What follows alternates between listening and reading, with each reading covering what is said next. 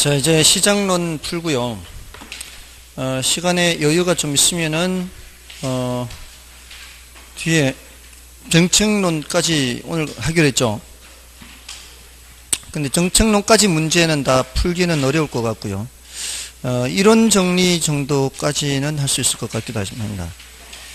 자, 일단 그 1번 문제를 보겠습니다. 73쪽에. 부동산 시장에 대한 설명이다. 틀린 것은 1번 부동산 시장에서 수요자와 공급자의 부동산 공간에 대한 경쟁을 통하여 자원 배분 역할을 한다. 맞죠? 다음에 부동산 시장 내에서 부동산의 가격은 창조하게 되고 이러한 정보는 거래 당사자뿐만 아니라 부동산 시장의 안정과 유지를 위해 중요한 요소이고요. 부동산 시장에서 부동산의 소유자, 관리자, 개발업자, 건축업자 등의 수요 공급 과정에서 부동산의 양과 질을 조절하고요. 다음에 4번에 부동산 시장 내에서는 부동산과 현금, 부동산과 부동산, 소유와 임대 등의 교환이 이루어진다. 맞죠? 5번이 틀렸죠. 부동산 시장은 국지성으로 인해 균질적인 가격이 형성된다. 이게 그렇지가 않죠. 지역마다 다르게 형성이 된다. 이렇게 해야 되죠. 그래서 틀렸고요. 다음에 2번은 부동산 시장이 다른 일반 재화시장과는 구별되는 특성에 대한 설명이다. 자, 틀린 것을 찾습니다. 자, 1번에 부동산 시장이 일반 재화시장에 비해 비조직적이거나 비효율적인 것으로 보이는 것은 부동산의 자연적, 인문적 특성에 기인한다. 그렇다고 볼 수 있죠. 부동산은 일반 재화에 비해서 여러 가지 그런 특성들 때문에 훨씬 더 그 불완전한 정도가 더 큽니다. 그래서 맞고요. 2번은 부동산 시장은 자금의 유용성과는 밀접한 관련이 있으나 정부의 금융정책과는 관련이 없다. 말도 안 되죠. 자금의 유용성이라는 게 다 금융정책과 관련이 있는 거죠. 틀렸고요. 다음에 3번은 부동산 시장은 일반 재화시장에 비해 시장이 세분되죠. 용도, 위치, 규모, 질 등에 따라 수요 측면이나 공급 측면에서 시장이 분화되고요. 그다음에 부동산은 고가품이기 때문에 수요자나 공급자의 시장의 진퇴가 자유롭지 못하죠. 그다음에 부동산의 부동성은 부동산 시장의 경쟁을 지역적인 것으로 하는 역할을 한다. 그렇죠. 부동성으로 인해서 지역시장, 국지성, 부분시장 이렇게 되는 거죠. 정답은 2번이었고요. 다음에 3번은 여러분이 좀 봐주시고요. 4번 문제를 풀겠습니다. 다음은 부동산 시장의 특성에 대한 설명이다. 옳은 것으로 짝지어진 것은 기억에 부동산 시장은 거래가 비공개되는 시장이므로 정보 탐색 비용이 많이 소요된다. 그렇다고 볼 수 있죠. 다음에 니은에 부동산 시장이 일반 재화시장과 다른 특징을 가지는 것은 부동산의 자연적인 특성에 근거한다. 뭐 그렇다고 볼 수 있고요. 다음에 부동산의 고정성은 부동산 시장의 자금의 유용성과 밀접한 관련을 맺게 하는 직접적인 원인이 된다. 이게 틀렸죠? 자금의 유용성과 밀접한 관련을 맺게 하는 것은 고가성이죠. 고가성. 고정성이 아니고. 그래서 이거 틀렸고. 기억, 니은은 맞고 이것은 틀렸죠. 기억, 니은, 리을이나 기억, 니은, 미음 중에 있다는 얘기죠. 정답이 지금 1번, 2번 중에 그렇게 되어 있죠.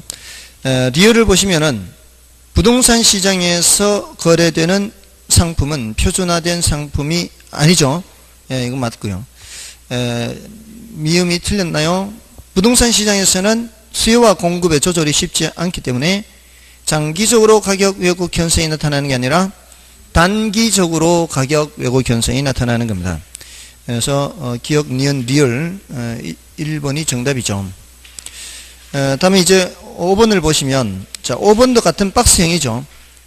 4번도 박스형이고 5번도 박스형이에요. 박스형 문제가 4번과 5번이 다르죠. 4번 문제는 풀기가 어렵지 않아요.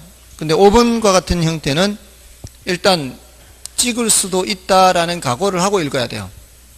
정확하게 개수를 모르면은 찍어야 돼요. 하나라도 세모가 나오는 순간 그땐 찍어야 되는 거예요. 자, 옳은 것은 해당되지 않는 것을 묻는 거죠. 해당되지 않는 것. A의 불완전 경쟁 맞죠? 부동산이 불완전 경쟁. B의 지역시장성 맞죠? 국지성이잖아. 국지성. 그 다음에 수급 조절 곤란 맞고요. 그 다음에 비조직성 맞고요. 비공개성도 맞고요. 비표준화성도 맞죠? 매매 기간의 장기성도 맞죠. 해당되지 않는 것은 없어요. 1번이에요, 1번. 우리 시험에 이렇게 출제가 된 적이 있었는데 5개를 해놓고 다음 중 옳은 것은 몇 개인가 했는데 5개가 다 맞은 거예요. 정말로 그렇게 출제한 적이 있어요. 그때 사람들이 엄청 고민했겠죠. 설마 이게 5개가 나오니까 다시 한번 보는데 그게 언제 그렇게 출제되는가 하면 15회 때요. 그 어려웠던 해. 합격률 0.7%요. 합격률 0.7%면은 1000명 중에 7명이에요. 1000명 중에 7명이면 500명 중에 3.5잖아요. 500명 중에 4명이면 문과, 이과로 나누면 250명 중에 2등, 전교 2등 이내예요. 문과, 이과로 나눴을 때. 이것도 반수가 많은 학교죠. 반수가 많은 학교예요. 요즘은 한 반이 25명 안 해요. 25명이면 10반인데 전교 1, 2등. 제가 고등학교 다닐 때 저희 학교가 500명이었거든요. 문과, 이과 나누는데 이제 이과가 반이고 문과가 반이면은 딱 제가 고등학교 다닐 당시에 문이과 나눴을 때 전교 1, 2등 하는 애들만 합격하는 그런 시험이 15회 때였어요. 근데 이제 출제 오류도 꽤 있었고요. 이렇게 문제를 질문하는 것, 그런 것도 너무 좀 악의적인 그런 문제가 많았거든요. 그래서 정부 청사 앞에 가서 시위했잖아요. 지금 기억하시는 분들 많지 않을 거예요. 그 당시 막 난리 났어요. 신문에도 뜨고 기사화 되죠. 뭐 전국구에서 다 몰려 들어가 가지고 정부 그 과천청사 앞에 거기서 시위를 했으니까 그 당시에. 그래서 시험을 다시 봤잖아요. 또 봤어요. 추가 시험을 봤어요. 추가 시험. 그래서 추가 시험에서 이제 난이도가 이제 다시 정상적으로 회복이 됐죠. 추가 시험에서. 그래서 그 당시에 그 어려웠던 시험에 또 합격한 사람이 있어요. 또 학원별로 한 명도 안 된 학원도 있어요. 근데 그 와중에 합격한 사람이 있었어요. 근데 그 다음 연도에 일을 배우더니 적성이 안 맞아서 못하겠대. 그 시험을 합격했는데 적성이 안 맞아서 못한다고 그만뒀어요. 그런 사람도 있어요. 아무튼 이제 사람에 따라 다른 거죠. 누구는 운전면허증을 취득을 해서 그게 자기의 생업을 하는 사람도 있는 반면에, 혹시 운전면허증 있어요? 있어요? 운전할 줄 알아요? 조금, 거의 장롱면허 수준? 장롱면허가 많잖아요. 주변에 보면 장롱면허가 많죠. 근데 저희 그 당숙은 60이 넘어서 운전면허를 배웠어요. 지금 80이 다 돼 가시는데 아직도 운전을 해요. 그걸로 먹고 살아요. 그거 안 해도 먹고 사는 데는 지장이 없는데, 근데 그 60대에는 그게 없으면 안 되는 상황이었거든요. 이제 그 이유는 이제 지금은 뭐 연금도 나오고 하는데, 그 한 10몇 년 동안은 생업이죠, 생업. 이걸로 이제 생활을 한 거죠. 근데 뭐 지금은 국가에서 나오는 연금도 있고, 그 이제 국가유공자라, 일단 뭐 그런 것이 나오니까 연금이 나이가 이제 어느 정도 되고 하면은. 근데 아무튼 누군가에게는 아주 중요한 자격증이 되는 거죠. 여기가 여러분도 마찬가지죠. 이 적성이 맞는지 안 맞는지 사실 해봐야 알아요, 사실은. 왜냐하면은 제가 예전에 저분이 과연 합격하면은 할 수 있을까? 굉장히 막 여려 보이는 사람이죠. 근데 잘하더라고. 굉장히 여려서 막 뭐 말하면은 상처받기 쉽고 막 이런 사람들. 이런 사람인 것 같아서 걱정스러웠는데, 근데 엄청 잘하더라고.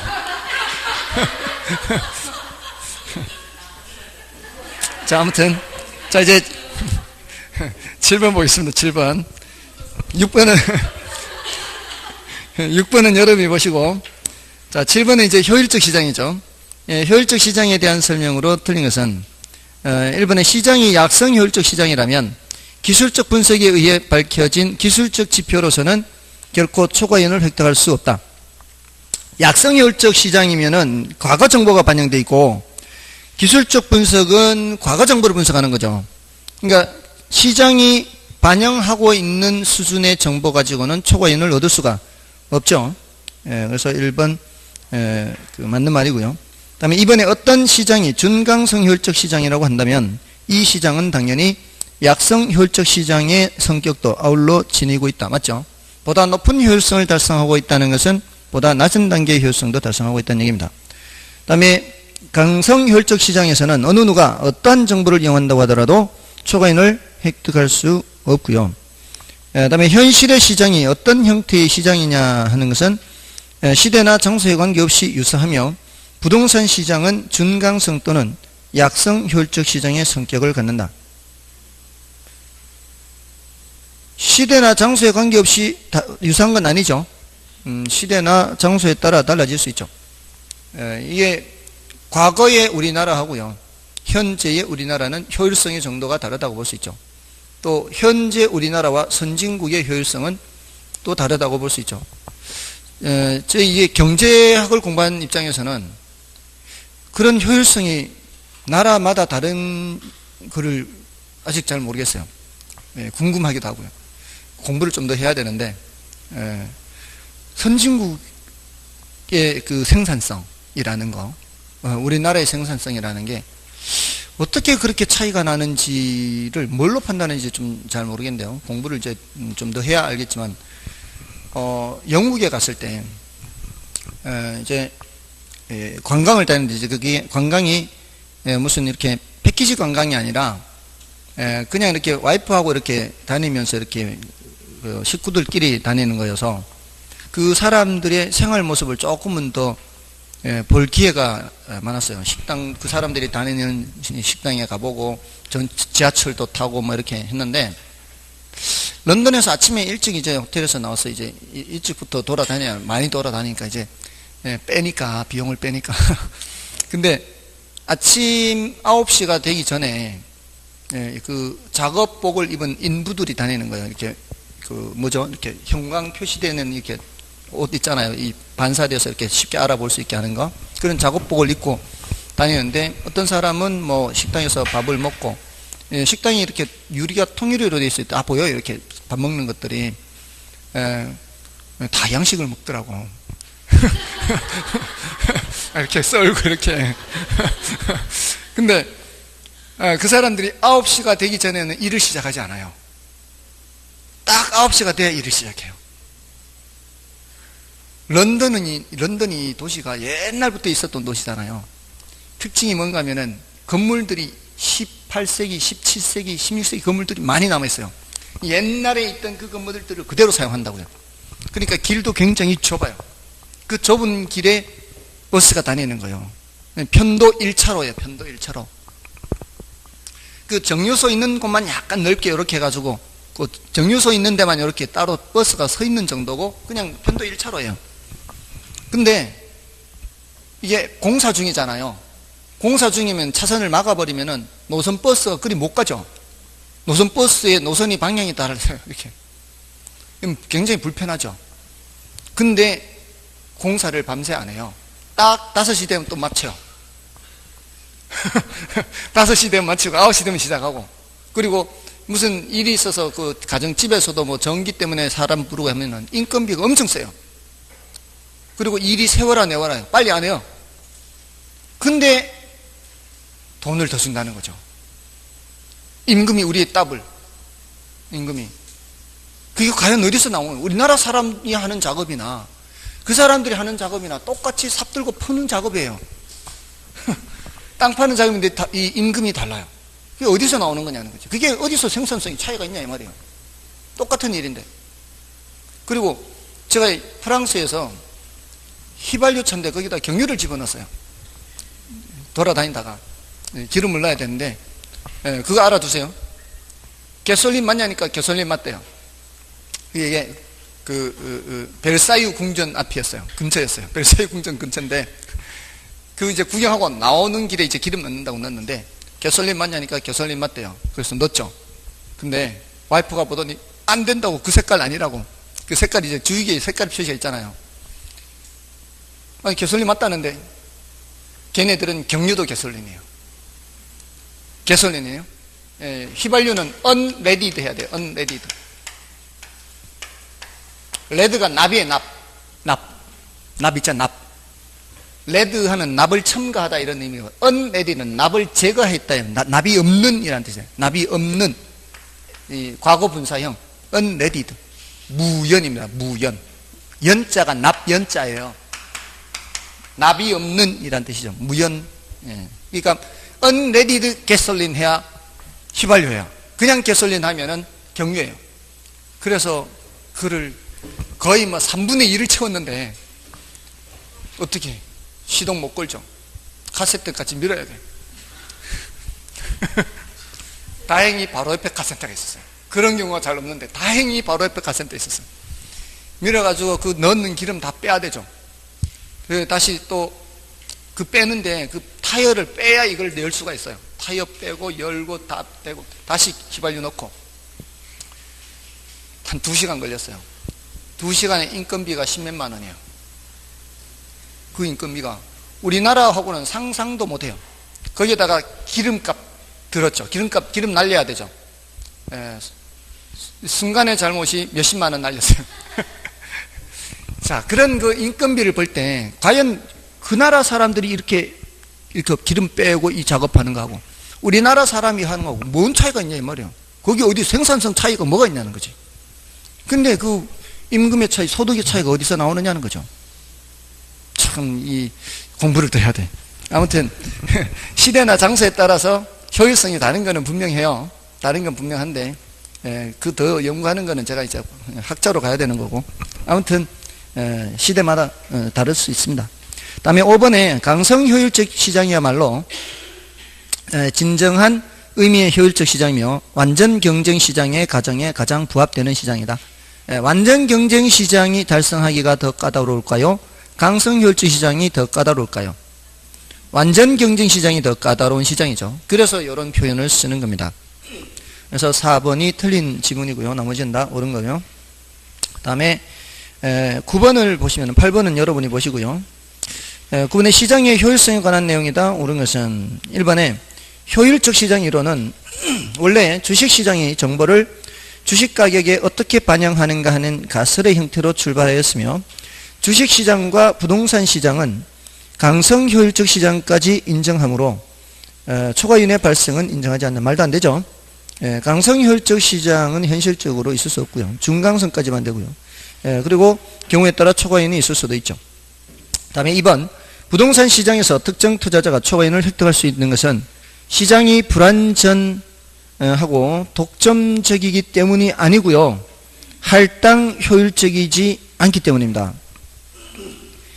시장이 불완전하고 독점적이라 할지라도 시장이 할당 효율적이라면 뭐가 없는 거예요?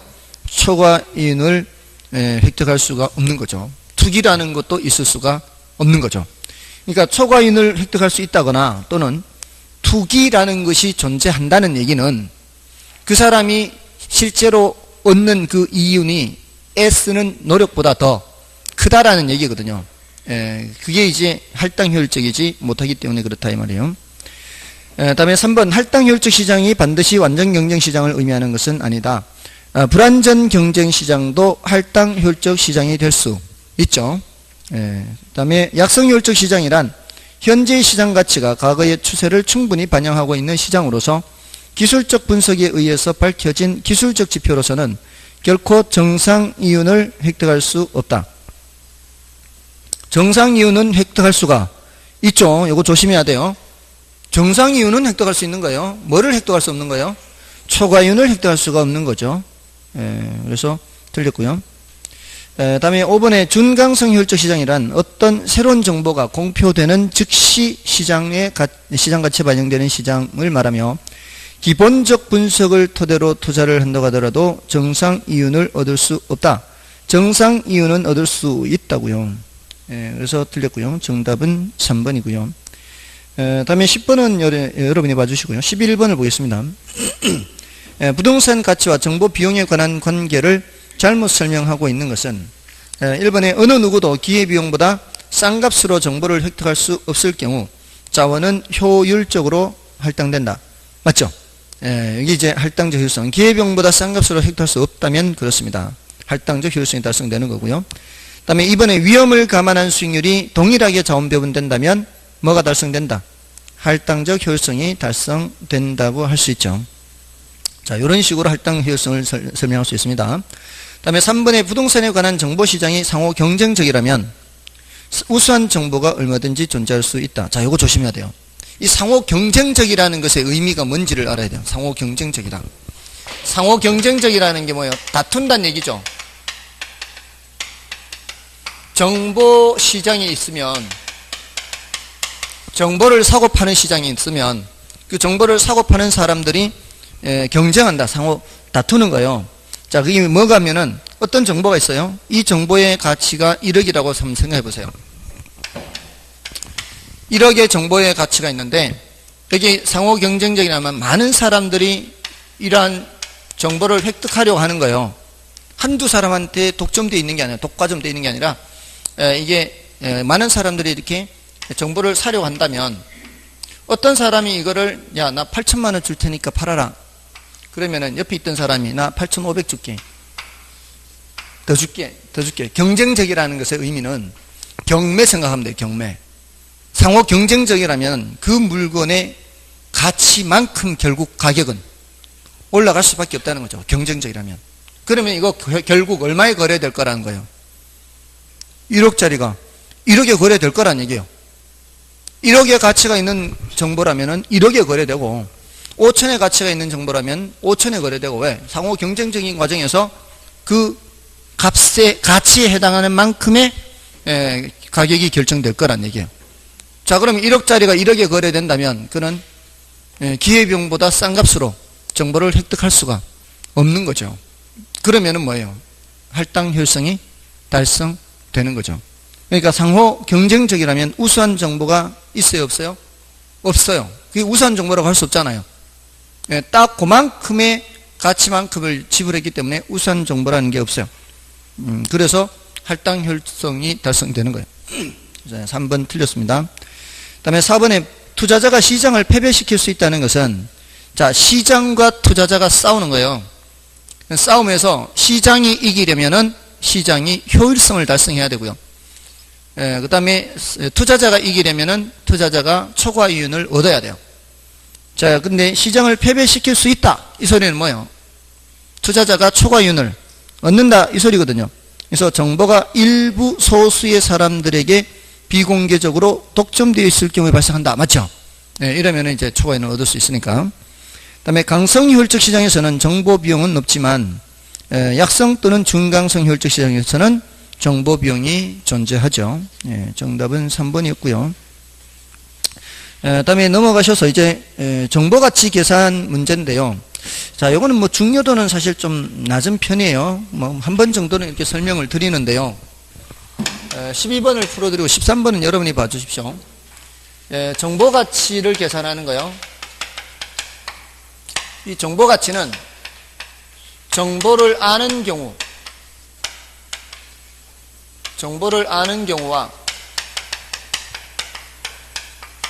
정보를 모르는 경우로 나누어서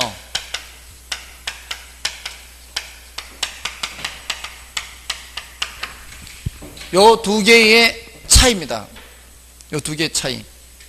정보를 아는 경우의 가치와 정보를 모르는 경우의 가치의 차이예요. 근데 이거를 언제 판단해야 되는가 하면은 지금 판단해야 돼요.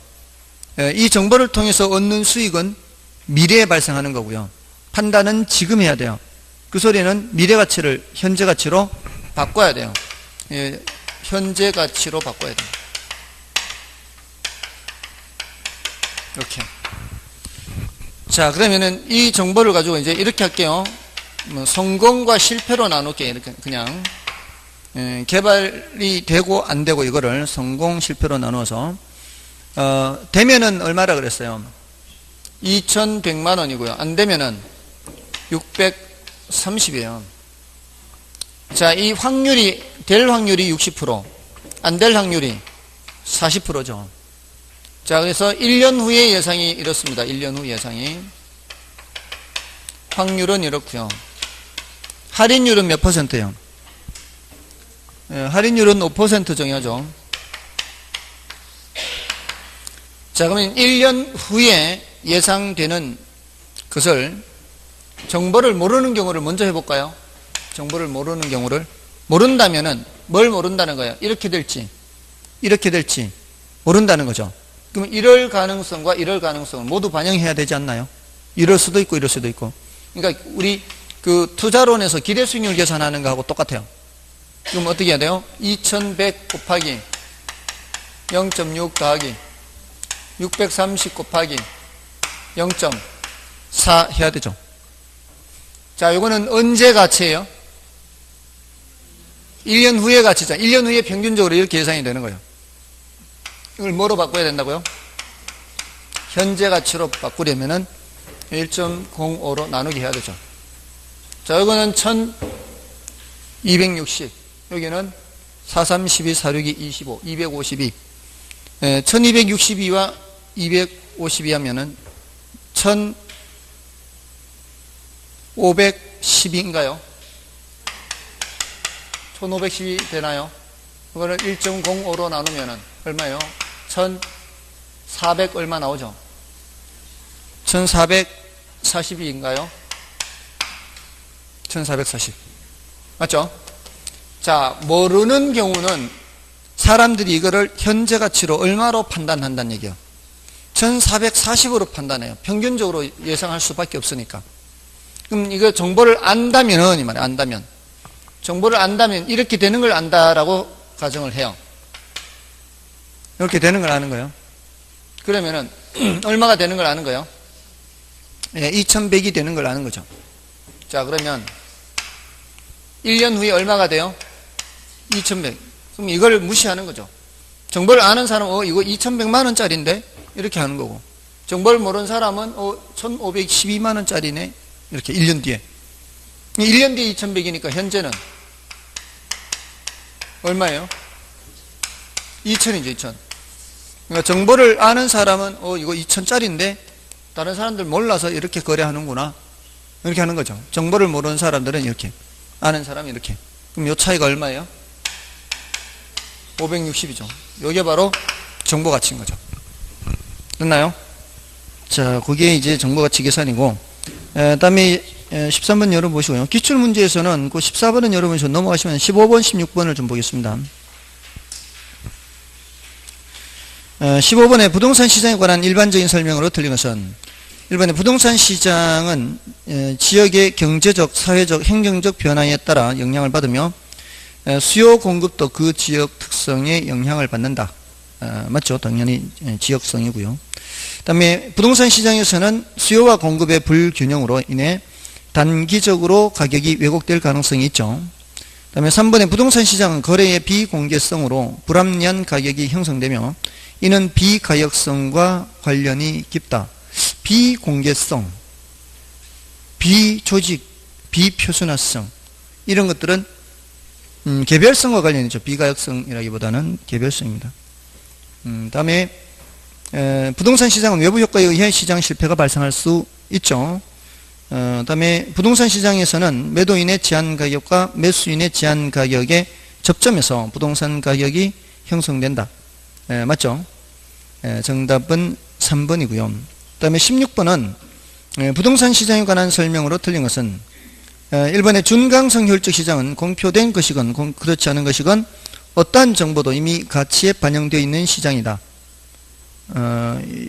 이거는 준강성이 아니라 강성 효율적 시장이죠. 그래서 1번이 바로 틀렸고요. 다음에 2번은 부동산 시장에서 정보의 비대칭성은 가격 형성의 왜곡을 초래할 수 있다.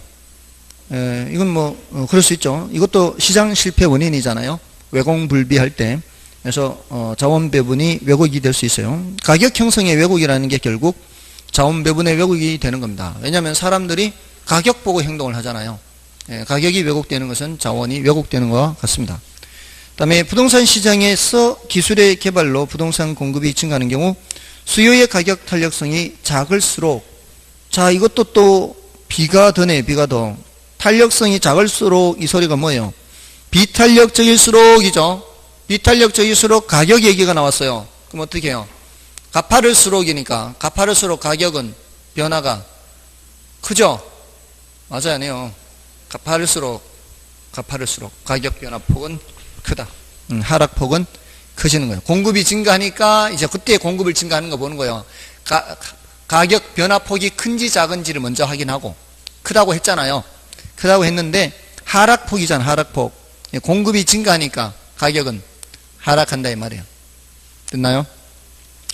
다음에 4번, 일반적으로 부동산은 일반 재화에 비해 거래 비용이 많이 들고 부동산 이용의 비가격적 특성 때문에 일반 재화에 비해 의사결정 지원 분야의 역할이 더욱 중요하다.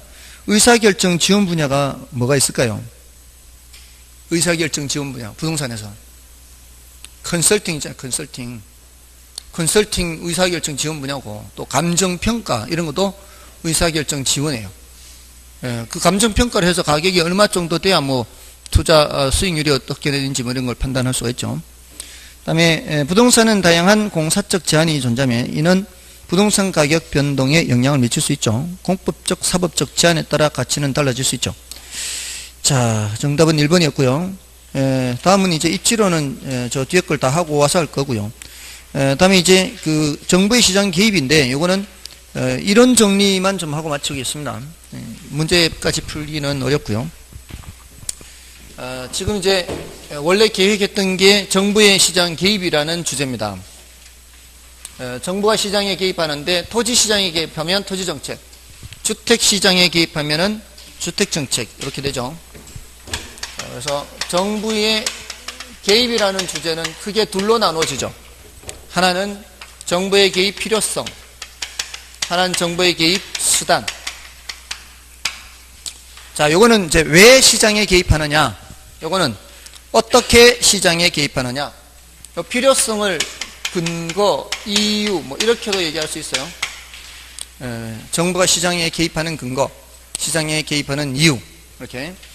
자, 요 시장에 개입하는 필요성은 두 가지죠. 하나는 시장 실패를 수정하기 위해서 개입하는 게 있고, 하나는 사회적 목표를 달성하는 게 있죠. 자, 시장 실패를 수정. 시장 실패가 뭐라고요? 자원 배분 기능을 제대로 못해서 시장이 자원을 효율적으로 배분하지 못하는 현상이죠. 자, 이렇게 개입하는 것은 효율성 측면이죠. 자원을 좀 더 효율적으로 사용하려고 하는 거고, 이거는 무슨 측면?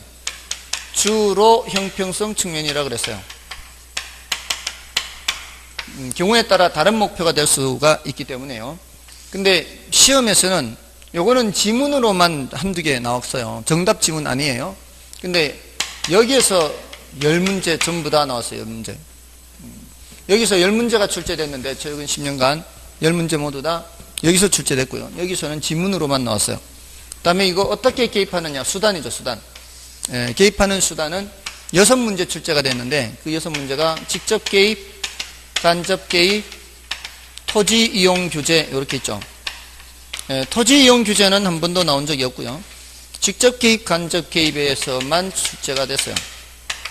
직접 개입, 간접 개입에서 일단 수요 공급자 역할을 하는 직접 간접이 있죠. 직접 개입이 있죠.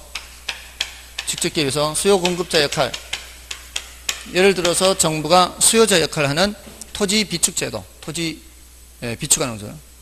또 토지 수용, 강제로 취득하기는 하지만 수용하는 것, 또는 공급하는 거, 토지 공영, 택지 공영 개발, 택지를 공적 주체가 개발해서 공급해요. 그리고 공공 임대주택 공급도 있죠. 이런 것들은 그런 수요 공급자 역할을 하는 거죠. 자, 이거를 이제 수량 통제라고 하는데 가격 통제도 있거든요. 그래서 임대료 규제, 이거는 시험에 한 번도 출제된 적은 없어요. 임대료 규제나 분양가 규제, 상한제죠. 분양가를 상한, 임대료 상한. 자, 이렇게 규제를 하는 거, 이걸 가격 통제라고 하죠. 자, 이런 것들이 직접 개입이고요. 그 다음에 간접 개입은 각종 지원이나 보조 또는 세금을 부과하거나 깎아주거나 부담금을 부과하거나 이런 것들이 간접 개입이에요. 그죠? 이 직접 개입, 간접 개입. 그다음에 이거는 아직 한 번도 출제된 적은 없어요. 여기서는 출제된 적이 없고, 이거는 지역지구제가 대표적이죠. 토지 이용을 바람직한 방향으로 유도하는 거예요. 지역지구제는. 그래서 여기 주거지역, 상업지역, 공업지역 이렇게 용도를 이렇게 나누어 놓으면은, 그러면 거기에 맞게끔 사람들이 알아서 쓰도록 하는 거죠. 자, 여기서는 이거보다 더 깊게 들어가는 것이 출제된 적은 없어요. 그냥 구별하는 거예요. 물론 토지 비축 제도에 대해서는 따로 이론적으로 질문을 좀 했었기 때문에 그거는 따로 좀 해둬야 되고요. 토지 비축 제도는 한 3번 정도 언급이 됐어요. 여기서는 뭐를 더 자세히 들어가야 돼요? 시장 실패를 더 자세히 들어가야 되죠. 그래서 시장 실패는 시장이 자원을 효율적으로 배분하지 못하는 현상이죠. 그 기능을 제대로 달성하지 못하는, 그 시장 실패의 원인에 뭐가 있고요. 외, 공, 불, 비 이렇게 외부 효과 있죠. 또 공공재 있고요. 불안전 시장이 있고요. 그 다음에 비대칭 정보가 있죠. 외공불비. 자, 이 외부 효과는 내부 외부 할 때 시장 외부란 의미죠. 시장 내부 현상은 대가를 주거나 받는데, 시장 외부 현상에서는 대가를 주거나 받지 않습니다. 상대방에게요, 제3자에게요? 거래 상대방이에요, 제3자에게요? 제3자에게죠. 의도하는 거예요, 의도하지 않는 거예요? 의도하지 않는 거죠. 그러면서 편익을 주면서도 대가를 못 받는 거는 정예 외부고요. 편익을 주면서 대가를 못 받는 거, 해를 끼치면서 대가를 지불하지 않는 거, 부의 외부라 그러죠. 자, 이런 거는 괜찮은 건데, 혜택을 주니까, 편익을 주니까 뭐 때문에 문제예요?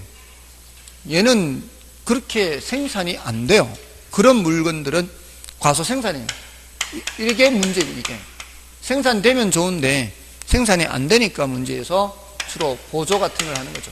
그래서 개입하는 거예요. 이런 거는 과다 생산이 되죠.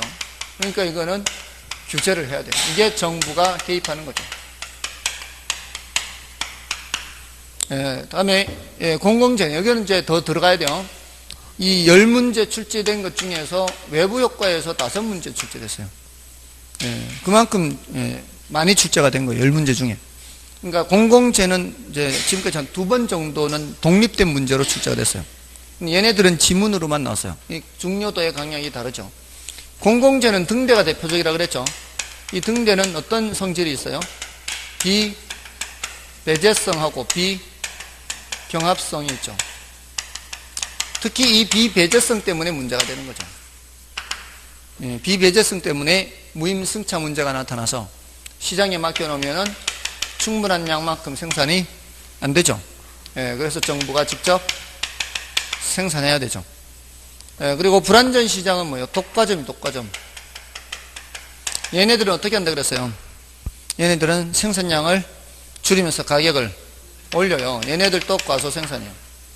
이럴 때는 정부가 또 독과점을 규제를 해야 돼요. 규모의 경제가 간접적으로 관련된다 그랬잖아요.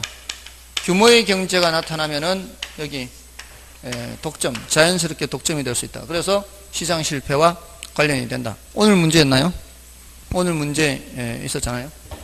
다음에 오늘 그 비대칭 정보, 아까 여러 번 나왔죠. 비대칭 정보를 다른 말로 불안전 정보라고 하죠.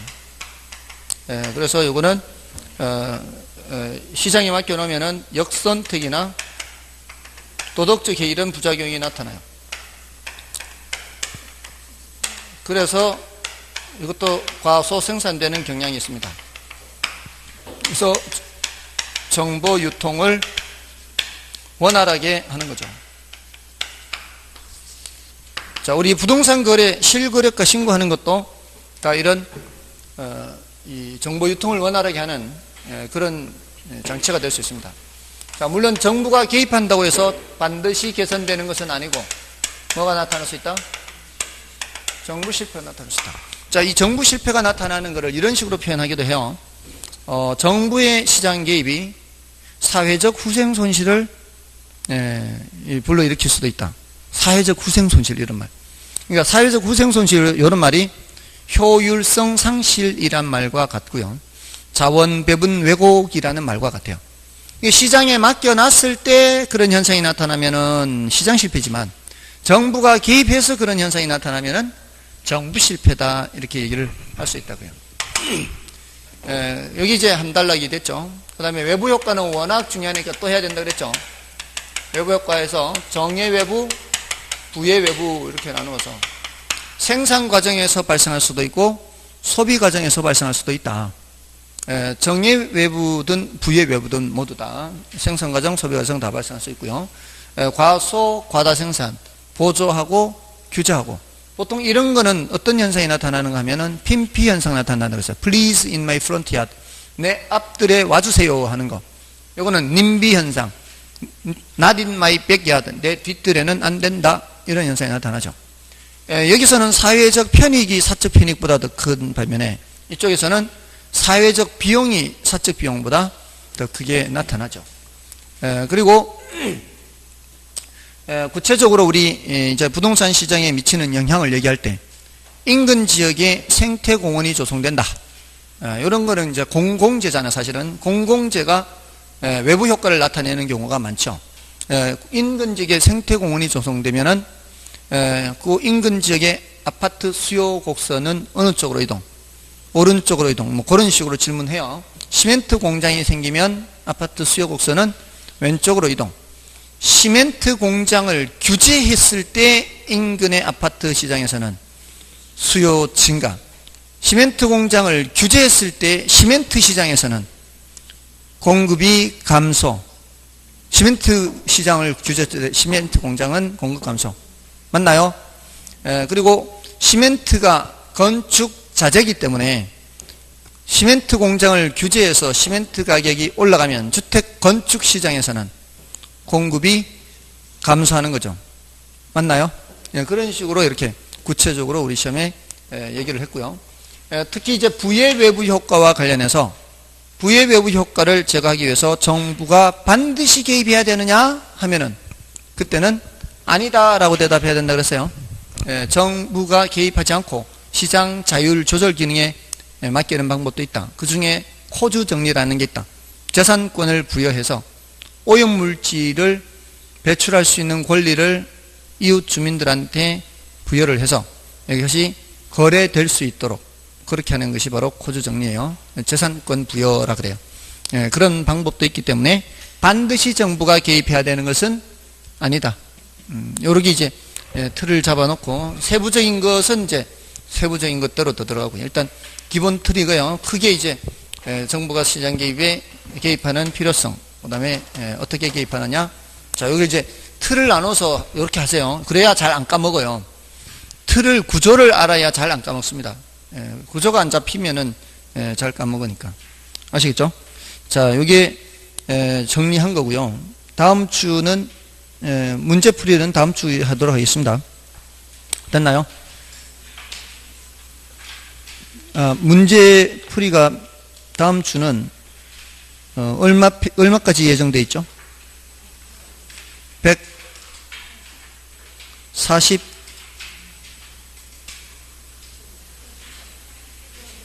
158쪽까지인가요? 158쪽까지. 할 수 있을런지 모르겠습니다.